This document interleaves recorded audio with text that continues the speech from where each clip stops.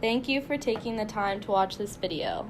I am Catherine Tatro and I'm working with Iwan Zhu, Regina Moser, Luz Sanchez, Scott Hebner, Shen Zhang, Andrew Pavu. This video is for NSV 408, Contaminant Hydrology, Spring 2019. We are going to be describing remediation methods by electrolytic processes. Thank you and enjoy the video. On the right side, cations move to the cathode, gain the electrons, and reduce to atoms. Reduction reactions take place at the cathode. The cathode is the negative electrode of the cell. The battery functions as a source of direct current that forces electrons out of the anode and pushes them towards the cathode. There are multiple types of electrolytic methods. However, in this presentation, we will be discussing the following 5: electrochemical, microbial electrolysis, electrophoresis, electro-osmosis, and electrical resistance heating. Electrochemical. The best way to explain the electrochemical process is to talk about the galvanic cell. It is an electrochemical cell in which spontaneous oxidation-reduction reactions produce electrical energy. It consists of two half cells joined by a salt bridge or zone path that allows ions to pass between the two sides in order to maintain electroneutrality, but does not allow the meeting of the two electrolytes. As it can be seen on the picture on the left, the zinc cell acts as an anode and the copper acts as a cathode. Galvanic cell reactions. Let's consider the reaction of metallic zinc and cupric ion Cu2+ to give copper metal and Zn2+ ion. We can cause this reaction to occur by inserting a zinc rod into an aqueous solution of copper 2 sulfate. As the reaction proceeds, the zinc rod dissolves and a mass of metallic copper forms. These changes occur spontaneously, but all the energy released is in the form of heat rather than in form that can be used to do work. As we can see on the zinc-copper equation on the right, the metal atoms of one half cell are oxidized, while the metal cations of the other half cell are reduced. By separating the metals into two half cells, the reactions can be controlled in a way that forces transfer of electrons through the external circuit where they can do useful work. Microbial electrolysis. The microbial electrolysis cell is an electrical-driven H2 production process which facilitates the conversion of electron equivalents in organic compound to H2 gas by combining microbial metabolism with bioelectrochemical reactions. As we can see in this figure, it contains a biofilm or membrane that separated the water into the anode and the cation side. The performance of microbial electrolysis depends on the nature of the biocatalyst, electrode materials, membrane, applied potential, nature of the substrate, and its loading rate and cell.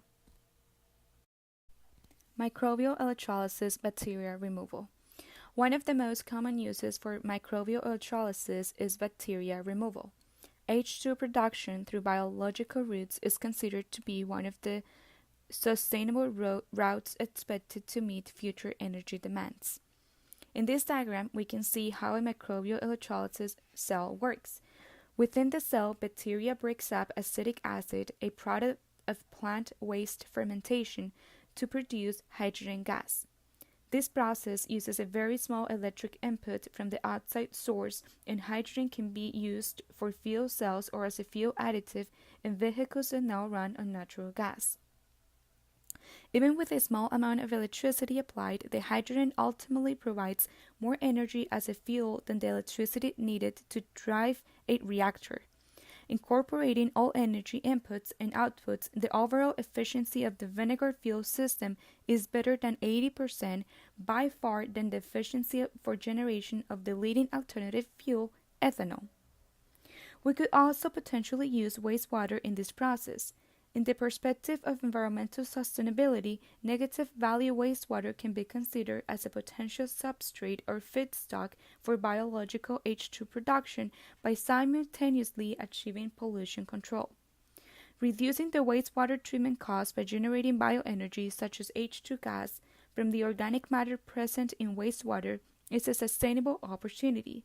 The foremost essence of sustainable water management is to transform wastewater into useful form, which is true with H2 production from this treatment. So the next thing we're going to look at is a couple of the driving forces and physical principles that are going on within an electrolytic remediation system. These are processes that influence the way that groundwater and molecules within the groundwater move through the soil and thus between the electrodes, which means they have an influence on the ability of the system to remove certain contaminants and on the efficiency of the system. So the first of these processes that we'll look at is electro-osmosis. Most students in this course are probably pretty familiar with conventional osmosis, which is the tendency of solvent molecules to pass through a membrane from an area of low concentration to an area of high concentration. And this happens in order to dilute contaminants on one side of the membrane and equalize the solution. We've also learned about reverse osmosis, where solvent flows in the opposite of this direction due to an applied pressure. But typically neither of these situations, or when you're learning about these situations, account for the presence of an electric field or a current, which can change things. So in a groundwater scenario, the thin membrane that we typically think of with osmosis isn't really present.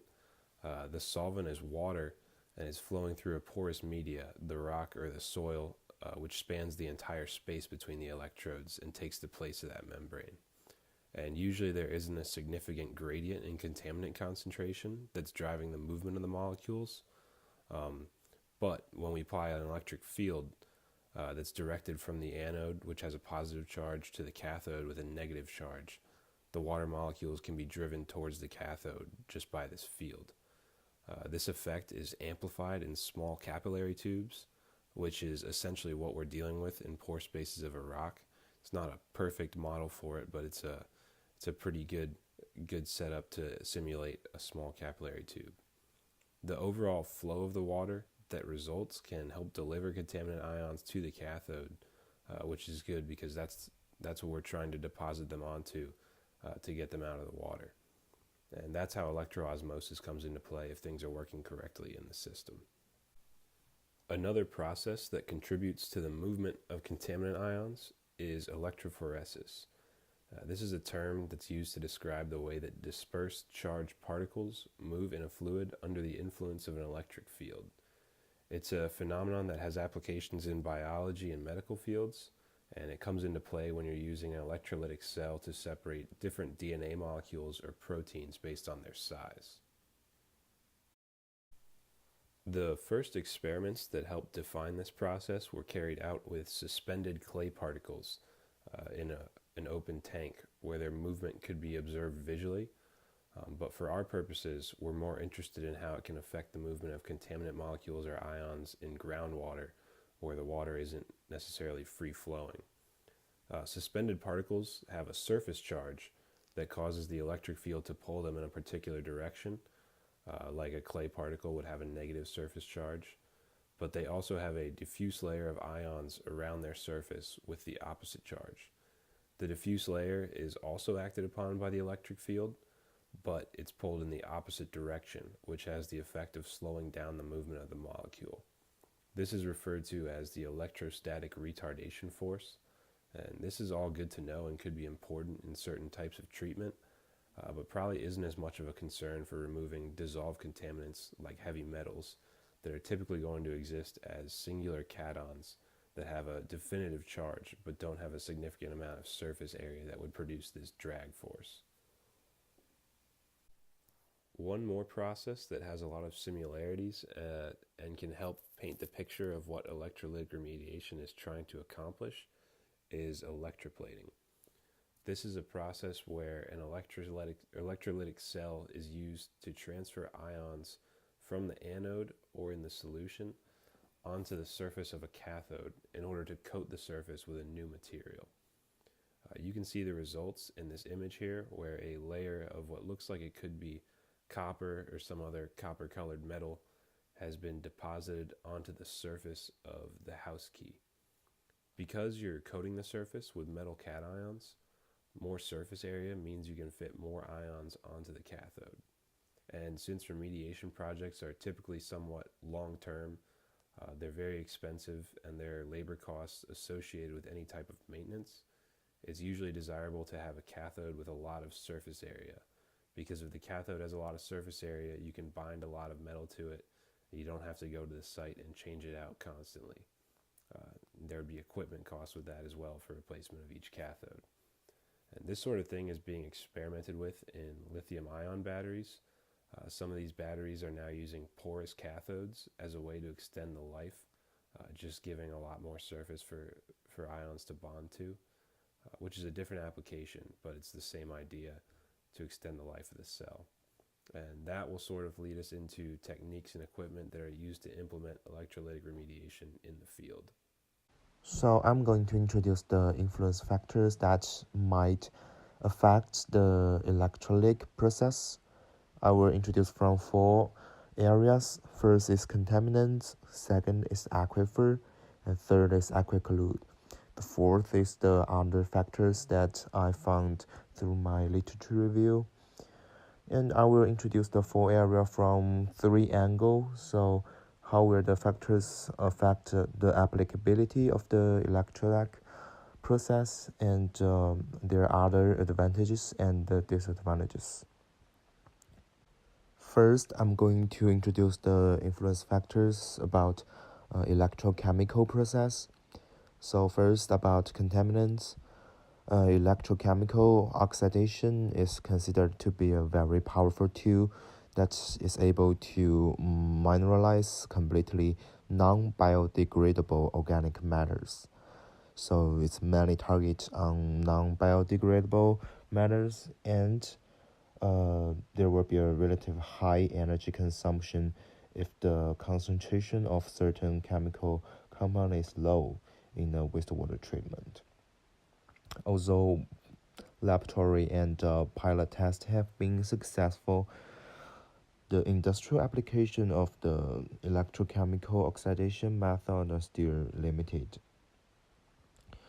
About the aquifer, I'm going to say that it's a relatively environmental friendly method because there's no toxic chemicals will be added during the process, but high concentration of metal ions will be released during the process, and it might higher the hardness level in the effluent. About the aquiclude, I found that it's not applicable for a contaminant site that will be covered or it's above or underneath aquiclude. So like a soil level or like gravel, things like that. About the other factors I found out, for example, there's different anodes and the cathode material will affect the treatment efficiency. So like the active anodes with low oxygen evolution over potentials such as platinum favor the partial and selective oxidations of pollutants, while the non-active anodes with high oxygen evolution over potential such as the PbO2 can facilitate complete combustion, and thus they can regarded as ideal electrodes for the complete oxidation of organics to carbon dioxide in wastewater treatment. So about the influence factors in microbial electrolysis process, the contaminants that it target is mainly organic compounds. There is a famous process that called microbial electrolysis cells, which is MECS. And the main feature of MECS is that the low organic matters present in the wastewater to be converted into hydrogen, thus helping to offset the energy consumed during the treatment. When MECS are fed with domestic wastewater, they can accomplish above 75% COD removal with an associated energy consumption below that traditionally will be costed associated with the conventional technologies. However, the hydrogen recovery is relatively low. So, and also about industrial wastewater, it can also use the MECS the method, but there will be higher organic concentration, and it will need a pre-treatment before it entered the MECS treatment process. And also there will be a higher hydrogen production from industrial wastewater. And about the aquifer, there will be some undesirable microorganisms that be added to the wastewater during the process. There will be no or low chemical consumptions, which means there will be very limited amount of chemicals that be added to the water, which is a good thing. And there will be no invasive and selective electron donors and acceptor dosing, which is also a good thing. About the aquicolude, I would say there's not much literature about aquicolude that will be treated to use the microbial electrolysis, because I don't find any literature reviews about it. And the other factors I would say is the yield about hydrogen and other resources recovery during the process. If the hydrogen is not well managed, on the cathode side, it can give rise to undesirable microorganisms that might damage the aquifer's environment. With microbial electrolysis as a basis, there is a system that called bioelectrochemical system, with a great potential to treat the wastewater and resource recovery at the same time. And hydrogen is one of the most common product. The third one is influence factors about electrophoresis. About the contaminants, electrophoresis has been developed into a powerful technique for the separation and the analysis of charged substance, especially biopolymers. The concentration of microorganisms and dilute solutions of organic compounds for the purpose of both identification and quantitative analysis, and the removal of colloids and supercolloids from surface waters. It can also be used for desalination. The result calcium carbonate percentage is benign to health and can be filtered or settled out, yielding lower ionic strength product water. Electrophoresis is mainly used for capillary zones and wetland aquifer systems. Electrophoresis in open tubular capillaries is a useful approach to higher resolution separations of charged substance. About wetland aquifer, it will be useful for the area that have low hydraulic conductivity with sandy aquifer materials. I don't find anything about aquicolude in this electrophoresis process. And other factors I found out is about a vegetation effect. Vegetation will affect the process because the input of organic matters from decomposing plants provides abundant electron donors that will increase the oxidation rate, which is a good thing for the overall process. The last one is about influence factors of electro-osmosis. This is a newly developed technology, and it's mainly used for dewatering. About the contaminants, because of its mainly used for dewatering, from the literature review, I found out this electro-osmosis is mainly used for dewater of the wastewater treatment sludge, and it's also used for dewatering of certain products that from the manufacture industrial. It's not technically used for treat waste or treat contaminants, but it can denser the contaminant stream and to make it easier to be treated through other process. And about the aquifer, I don't think it's will be used directly in certain aquifer, and I don't think the aquifer condition will affect this technology. And about the aquicolude, I do find the literature about the use of electro-osmosis for treatment of soft clay soils. This is a common ground improvement technique, It can help it can help squeeze the water out, the water with contaminants, and to keep the soil clean. And about other factors that may affect this technology, I don't find much about it.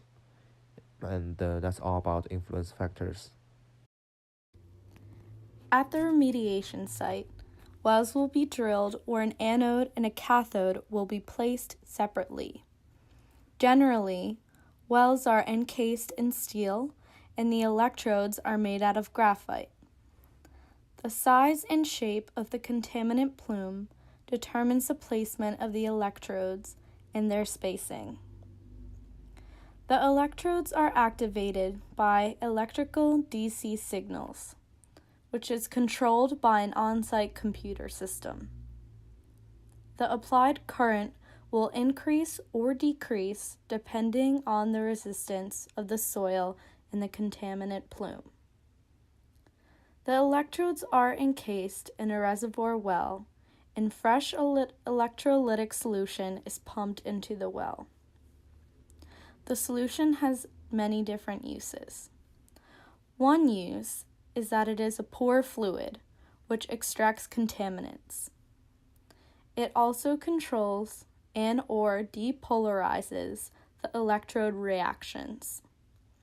When the electrodes are in the electrolytic solution, there can be oxidation at the anode and reduction at the cathode. The redox reactions mobilize the metals. The metals move from the anode to the cathode and are pumped to the surface. The oxidation reaction can form an acid, which is a byproduct that can influence the system. Exhausted electrolytic solution is pumped out so that the remediation system efficiency does not go down. The system includes sensors in each well that monitor temperature, voltage, pH, and current. There are also sensors to monitor the temperature in the soil and the voltage gradient to control the electric power on the system. If the temperature of the soil and electrode is too hot, this could mean too much power is being enforced on the system.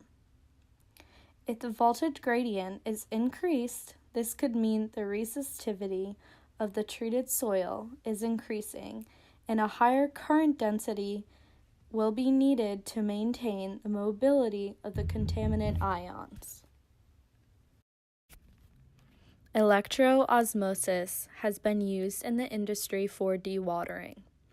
Electro-osmosis dewatering is reducing the water content in the soil by an electrical field. The dewatering efficiency increases with voltage.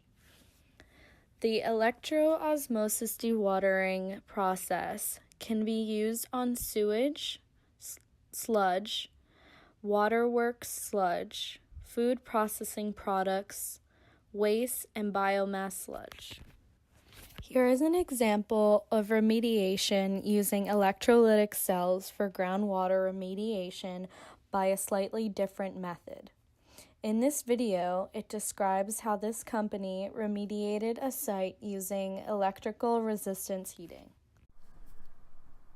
This animation shows how St. John, Mittelhauser and Associates remediated soil contamination at a former chemical storage facility.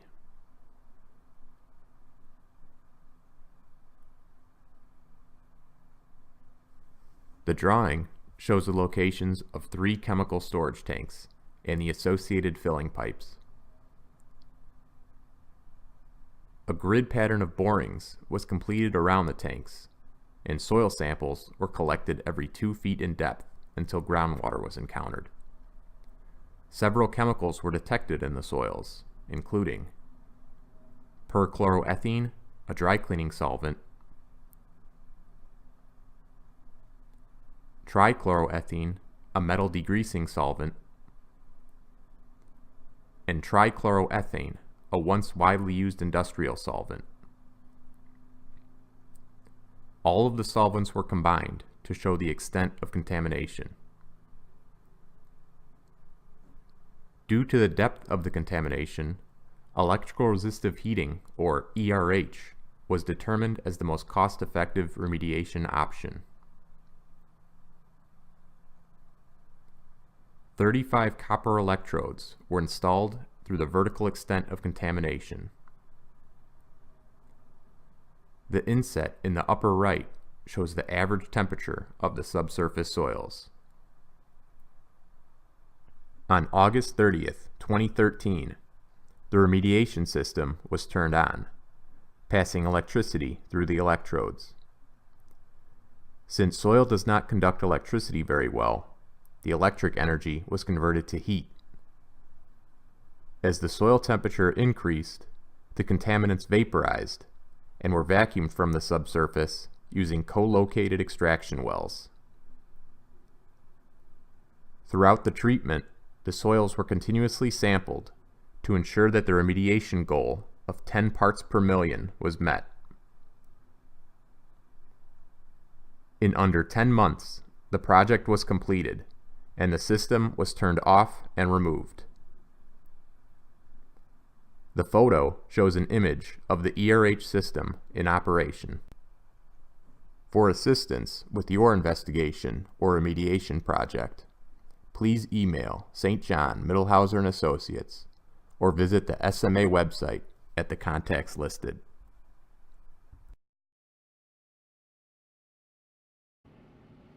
Electrolytic methods are extremely useful in the real world. In addition to being essential to certain industrial manufacturing processes, such as electroplating and electrochemical machining, these methods are also used in remediation. Electrokinetic remediation, extraction, and stabilization are all commonly used processes that have seen success in numerous remediation projects.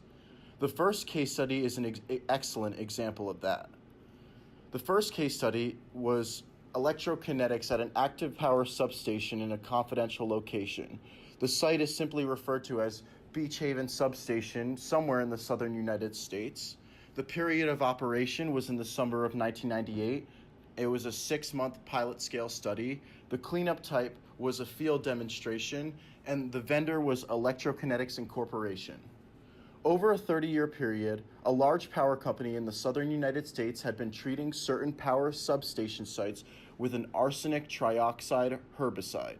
This resulted in arsenic contamination in the soil and groundwater at these sites. Once the power company had begun to realize the damage they had caused, the decision was made, and Electrokinetics Incorporation was contracted to remediate the affected locations. Electrokinetics Incorporation performed both bench and pilot-scale studies of electrokinetic extraction and electrokinetic stabilization for selected arsenic-contaminated sites. After extensive analysis of both sets of data, one active power station site at a confidential location was selected for pilot-scale electrokinetic treatment. In the remediation process, pilot-scale demonstration was performed using one treatment cell for arsenic extraction using a depolarizing agent, and one treatment for arsenic stabilization using proprietary reactive anodes. Results from the bench scale tests showed extraction of greater than 99% of arsenic from the soil. The soil passed tests for both toxicity characteristic leaching procedure, TCLP, and synthetic precipitation leaching procedure, SPLP. Overall, the remediation process using electrokinetics was largely successful. The second case study that I am to go over was one that was less successful. It was an electrokinetics operation at Site 5 Naval Air Weapons Station, Point Mugu, California. The period of operation was from March of 1998 to June of 1999. The cleanup type was a field demonstration. The vendor was the United States Army Environmental Center. At this location, Naval Air Weapons Station, Point Mugu, California, is a 45,000-acre landmass located about 50 miles northwest of Los Angeles. From 1947 to 1978, Site 5 at this station was used for electroplating and metal finishing. The lagoons were unlined and used to receive wastewater discharge from the industrial operations. Extensive laboratory testing determined that electrokinetics could successfully be applied as it increased the mobility of cadmium and chromium, the two heavy metals in question. During the remediation process, analytical results of multiple soil and pore fluid samples were used to track the movement of heavy metals over time. October 1998 results indicated that cadmium was migrating towards the cathode. By June 1999, both cadmium and chromium were approaching the cathode region, with cadmium nearly reaching the surface. The overall elimination of the heavy metals was not as successful as initial expectations suggested. The electrokinetic system caused there to be elevated levels of trihalomethanes and free chlorine, and operations shut down in June of 1999. After remediation was wrapped up, the United States Army Environmental Command, USAEC, declared that the electrokinetics technology was not considered sufficiently developed to become commercially available. Other issues with the technology that needed to be resolved included effects on naturally occurring ions, methodology for predicting treatment performance, electrode design effects on electric field shape and intensity, and methodology for determining configurations of electrodes under field conditions. Our third demonstration level is electrokinetic remediation at Alameda Point, Alameda, California. Alameda Point was a former aircraft facility which operated from 1942 to 1990. During those years of operation, chromium leaked into the soil beneath the shop. The Navy worked in coordination with the Bay Area Defense Conversion Action Team, known as BADCAT, to conduct a demonstration of electrokinetics at the site. The electrokinetic remediation demonstration was conducted over 4 months. The system used 5 electrodes and spanned a volume of 38.4 cubic meters of soil. An acid solution was used to maintain a pH between 4 and 5 in the electrode cells, and this solution was later removed for processing and recovery above ground. The initial concentration of chromium in the soil was 2,060 milligrams per kilogram. Remediation was conducted using electroplating and was able to reach the cleanup goals of 30 milligrams per kilogram of chromium. This was met in all of the soil layers except for the top layer right below the concrete, where the initial concentration started higher. The cleanup demonstration cost $194,291, which equals $4,318 per cubic yard. It is projected that a full-scale system would cost $90 per cubic yard. Our fourth case study is electrokinetic extraction at the unlined chromic acid pit in Sandia National Laboratory, New Mexico. The unlined acid pit is located in the chemical waste landfill at Sandia National Laboratory.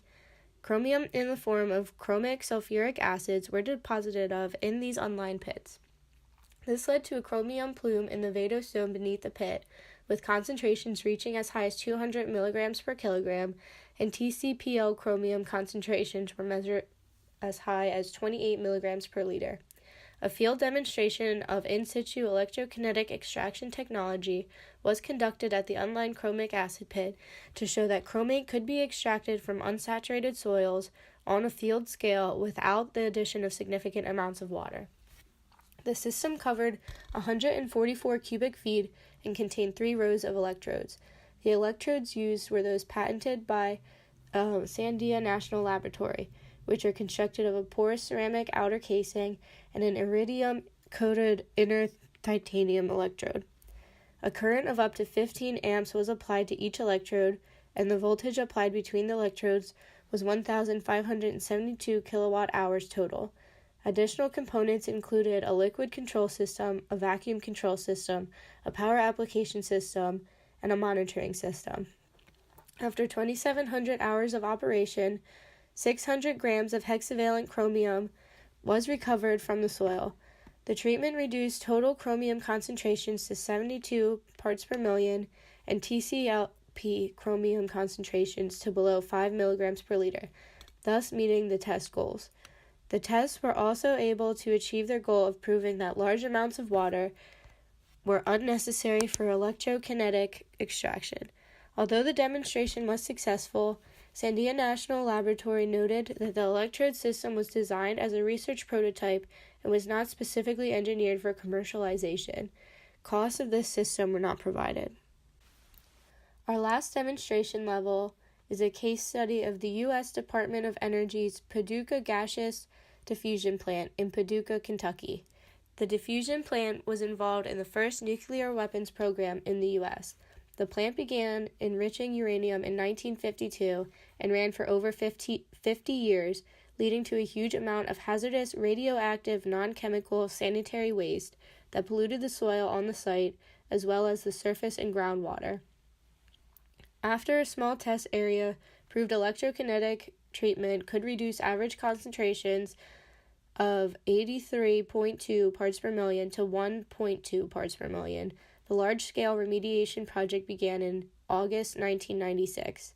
It covered 620 square feet, with electrodes placed 21 feet apart and the area split into 3 treatment zones.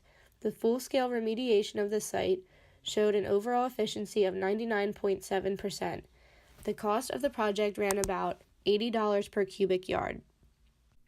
Applicability. Firstly, it can be implemented on-site and off-site. As introduced from the previous slides, the electrolytic method has a lot of field case studies. It can be used on both industrial level and experimental level. Secondly, it has little to no feed pretreatment requirements. Electrolytic method has little requirements on the pretreatment of the effluent. It treats only dissolved contaminants in the liquid, and it doesn't require any adjustment on pH. Thirdly, high resource recovery. Electrolytic method is very efficient in removing metals from the water, such as copper, iron, aluminum, and nickel. Heavy metals are considered commercially more valuable comparing to other types of resources. Fourthly, speed of the precipitation. If large electrodes are used, the volume of the solution is kept small, and the current is high, precipitation can often be made in less than half an hour. The high treatment speed reduces the energy cost significantly. Fifthly, the solution will not be contaminated with impurity. The electric current is the only truly chemically pure reagent that the process will use. As a result, the effluent contains only the treated water and any elements that's already in the water. Sixthly, automatic operation without supervision. The experimental analysis is commonly run by allowing the treatment by run overnight. It saves the night time and the whole restarting processes every day. Energy and times are reduced significantly. Seventhly, limited co-precipitation.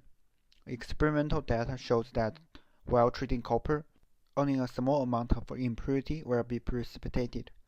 It makes electrolytic methods competitive in the application of resource recovery.